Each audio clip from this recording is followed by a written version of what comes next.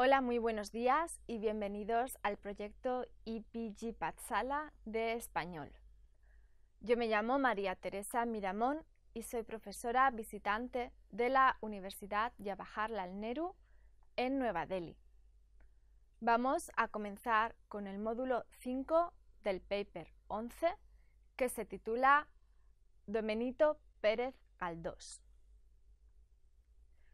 El resumen de este capítulo, o el objetivo, es tener una breve idea de la vida de Benito Pérez Galdós, entender su estilo de escritura y los rasgos esenciales que caracterizan su obra, echar un vistazo a su trayectoria literaria y prestar atención especial a una de sus obras más destacadas, Doña Perfecta.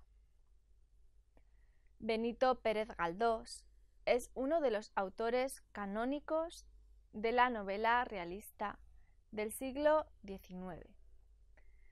Es evidente el influjo de Balzac y Dickens en su obra. Abundan las descripciones pormenorizadas de personajes y paisajes en sus novelas. Los idealistas y los problemas de la clase burguesa forman el eje temático de su obra. Hay abundancia de personajes anómalos y sobresale su dote de reproducir sus observaciones de manera casi fotográfica. Respecto a su biografía, Benito María de los Dolores Pérez Galdós, novelista, cronista y dramaturgo español, nació el 10 de mayo de 1843 en Las Palmas de Gran Canaria. Es el menor de 10 hijos. Su padre, Sebastián Pérez, era teniente coronel, excombatiente de la Guerra de la Independencia. El autor pasó su infancia en su ciudad natal. Estudió en el Colegio de San Agustín, ingresó en bachillerato y obtuvo el título en 1862. Colaboró también con el periódico local que se llamaba El Ómnibus. Con 19 años, según los deseos de su familia, se trasladó a Madrid con el propósito de estudiar Derecho, aunque se sintió más atraído hacia las letras que hacia las leyes. Allí en la universidad conoció a don Francisco Giner de los Ríos, fundador de la Institución Libre de Enseñanza, desde quien recibió su orientación hacia el krausismo. Galdós era un lector incansable. Frecuentaba el Ateneo, el teatro, la ópera y varias tertulias literarias. Inició su carrera periodística en 1865 y en el Ateneo conoció a Leopoldo alias Clarín, con quien entabló una gran amistad. En el Ateneo conoció a Leopoldo Alas Clarín, con quien entabló una gran amistad. Colaboró con publicaciones como La Nación, El Debate y Las Cortes, y escribió artículos políticos para la Revista de España.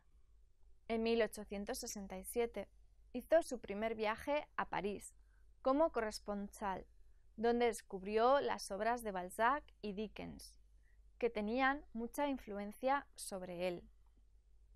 Empezó a escribir La Fontana de Oro en 1867, obra que le trajo éxito.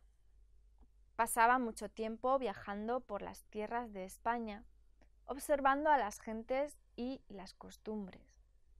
Inició la publicación de la primera serie de episodios nacionales en 1873. En 1886 fue elegido diputado en representación del distrito puertorriqueño de Guayama, dentro del Partido Liberal de Sagasta. En 1889 fue elegido académico de la Real Academia Española y tomó posesión de esta sede en 1897. Fue nominado al Premio Nobel en 1912, pero había ya empezado a perder visión en 1910. Además de esto, sufría de arteriosclerosis y murió el 4 de enero de 1920. Respecto a su estilo, la obra de Benito Pérez Galdós se caracteriza por su gran fecundidad. Se sintió muy atraído por Balzac, cuya obra descubrió durante un viaje a París en 1867. Además, le inspiraron las obras de Cervantes, Dickens y más tarde Tolstoy. Sus obras conllevan un espíritu reformista. Galdós logró renovar el panorama de la novela con la apariencia de la Fontana de Oro en 1870, la fecha en que vino al foro la novela realista. La narrativa de Galdós es una profunda observación de la sociedad española, con el afán de crear una novela de costumbres contemporáneas. Sobresale su poder de observaciones. El autor se ve dotado de gran facilidad para reproducir sus reflexiones de manera casi fotográfica. Recurre a una técnica realista para recrear todo en los detalles más minuciosos. Destaca por ser un cronista de calidad destacada. Como en toda novela realista, la obra de Galdós se preocupa por los problemas y las actuaciones de la sociedad española. Hay una clara intención de acercar la realidad y representarla tal y como es. Sus obras se tratan de la vida cotidiana. Intenta reproducir lo más fielmente posible el ámbito real. Nos habla no solo de la realidad externa, sino de la intimidad de los entes ficticios también. Proporciona descripciones prolijas de las personas, objetos, entorno y los paisajes. Los personajes secundarios también se ven perfilados en detalles más minuciosos. Describe con todo detalle las vivencias, las viviendas, las calles y los paseos en que transcurre la acción. La mayoría de las narrativas se desarrollan en el ambiente de Madrid, que refleja la vida urbana. Sobre todo, su visión se concentra en la burguesía madrileña. Galdós representa la vida rural de manera satirizada.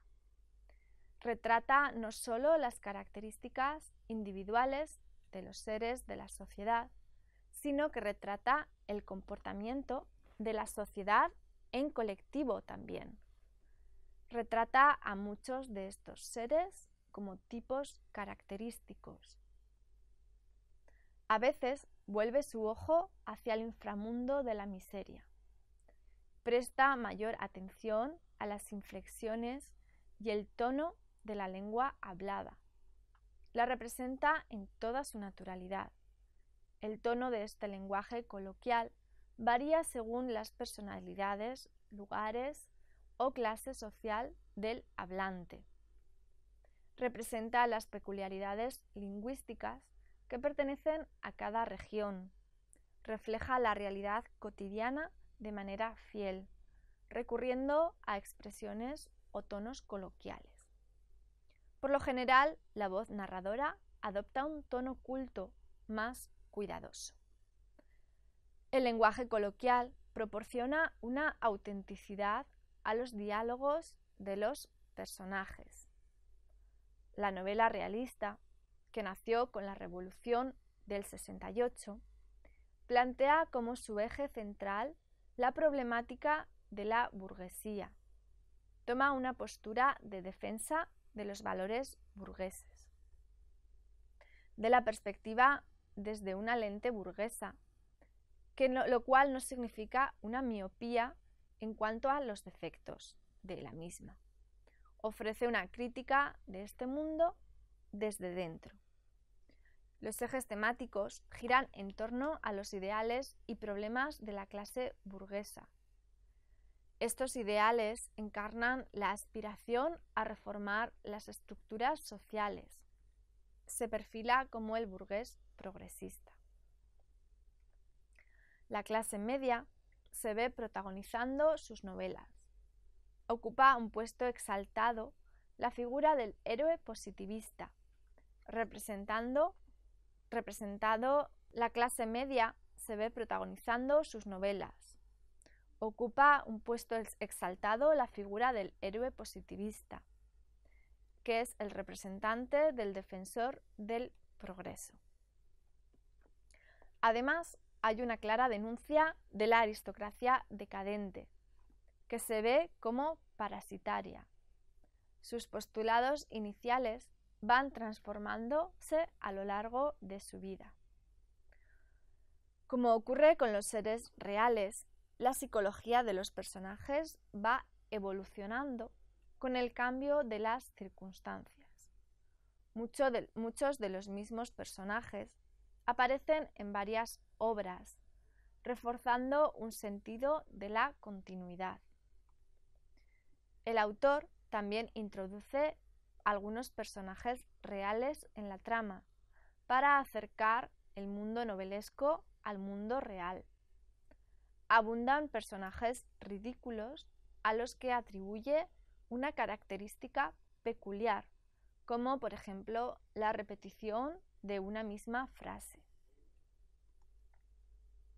Retrata miles de variaciones sutiles en el carácter de sus entes ficticios.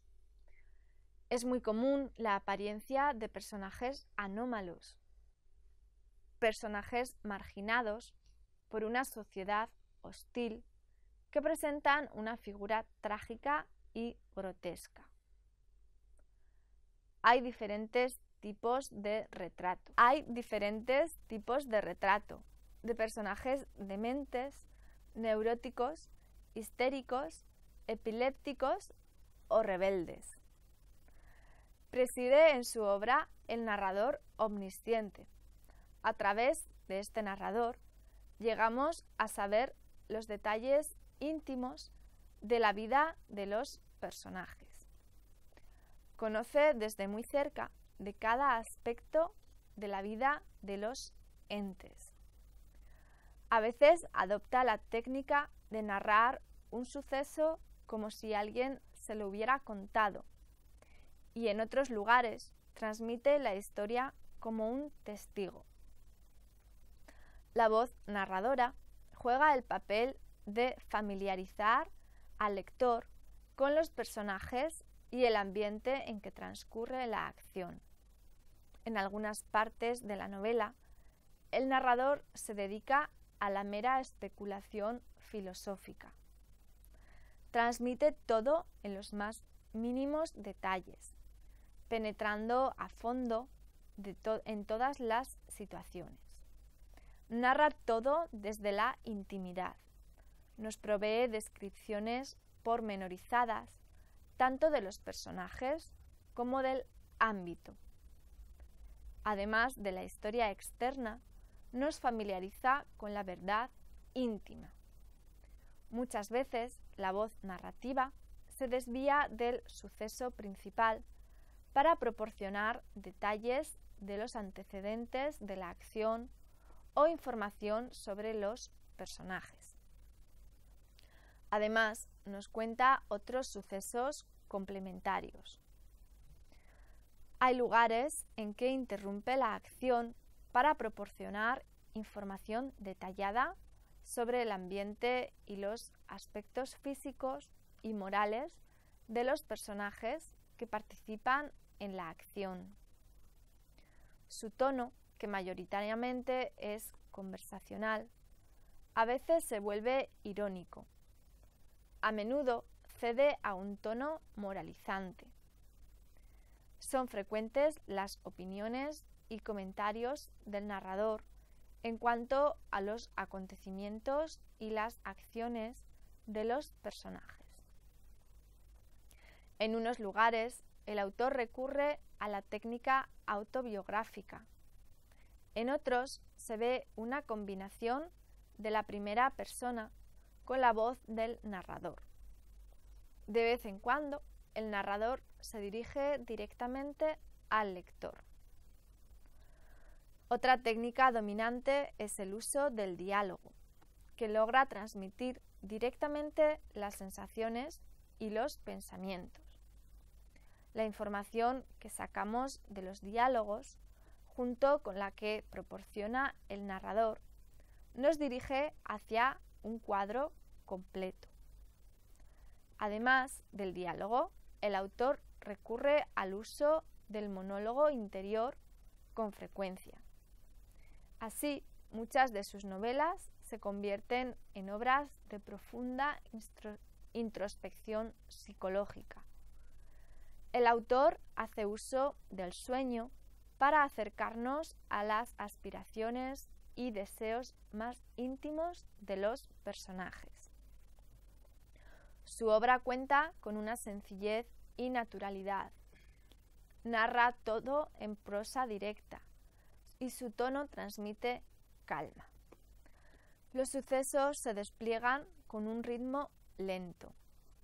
Además, la obra se caracteriza por el uso de la sátira. Abunda el tono irónico. Es frecuente el uso de los recursos como la animalización y la cosificación. A menudo pone en uso la imagen descendente. Recurre mucho a la técnica caricaturesca. A veces, las manifestaciones del sentido del humor de Galdós pueden resultar crueles, llegando hasta lo cursi. Y bueno, ahora vamos a hablar de su trayectoria literaria. Por lo general, la trayectoria novelesca de Galdós se divide en varias etapas. Novelas de la primera época, incluyen un periodo histórico del 67 al 74 y un periodo abstracto desde el 76 al 78. En el periodo histórico, el autor entra en un análisis profundo de la realidad española contemporánea y busca sus antecedentes. En el periodo abstracto, corresponde al análisis de las deformaciones ideológicas de la sociedad española. También investiga su repercusión en la vida familiar e individual de los miembros de esta sociedad. Se sumerge en los conflictos colectivos.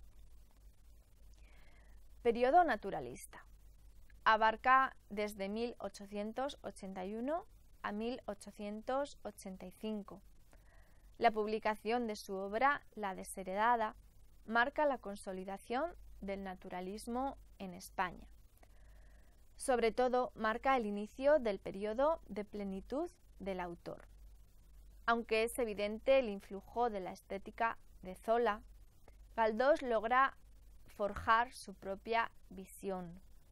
En su obra no aparecen los aspectos demasiado pesimistas y agresivos, y la acción se centra en la vida urbana, sobre todo en Madrid. Periodo de interiorización de la realidad, que va desde el 86 hasta el 92. En este periodo se destaca por la publicación de su novela Fortunata y Jacinta. Nos muestra la intimidad de los personajes y se ve una interiorización de la acción. Periodo espiritualista. En este periodo, que se inicia en 1892 y dura hasta 1905, hay un sentido de continuum con la fase anterior. Adopta una perspectiva espiritual. Entra en el mundo de la perceptibilidad de la conciencia. Periodo simbólico. De 1909 a 1915. Marca la entrada del autor en el mundo de la alegoría y el ensueño. La trayectoria literaria de Galdós empezó con el teatro, lo que luego abandonó para fijarse en la novela. También, a lo largo de su vida, colaboró en numerosos periódicos progresistas como La Nación. Entre sus obras más famosas cabe destacar Doña Perfecta, Gloria, La familia del León Roig, La desheredada, Fortunata y Jacinta y Miau. Volvió de nuevo al mundo teatral en el 92 con el estreno de su pieza Realidad. A partir de entonces se dedicó a la obra teatral hasta su muerte, estrenando 22 obras. Vamos a hablar de algunas de sus obras más importantes. La primera es Doña Perfecta.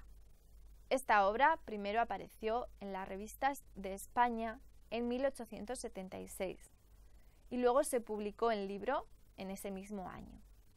Es una novela costumbrista que representa el radicalismo burgués. También se categoriza como novela de tesis de Galdós. La acción transcurre en el pueblo imaginario de La Mancha que se llama Orbajosa.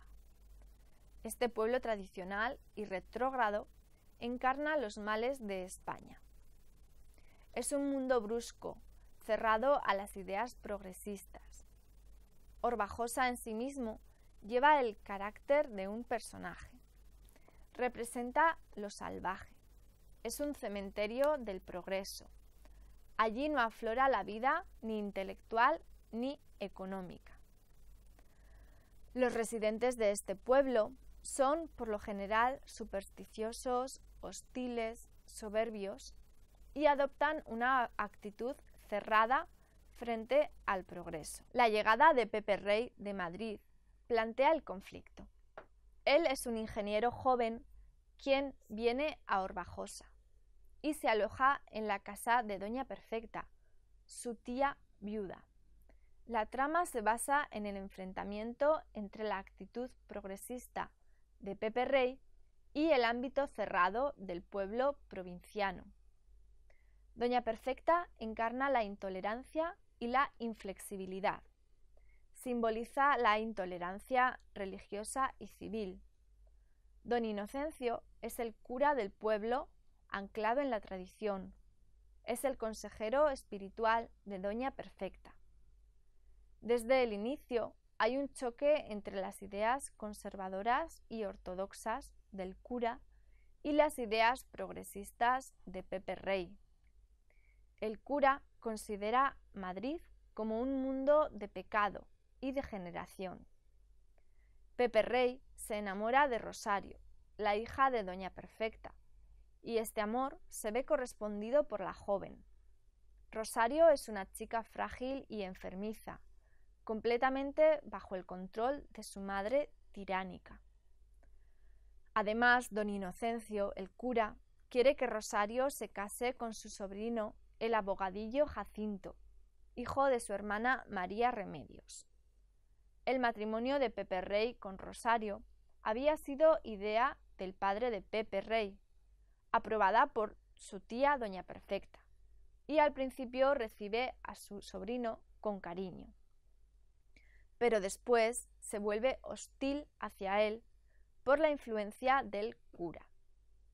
Las hostilidades que estallan entre la tía y el sobrino resultan en la expulsión de Pepe Rey de la casa de Doña Perfecta.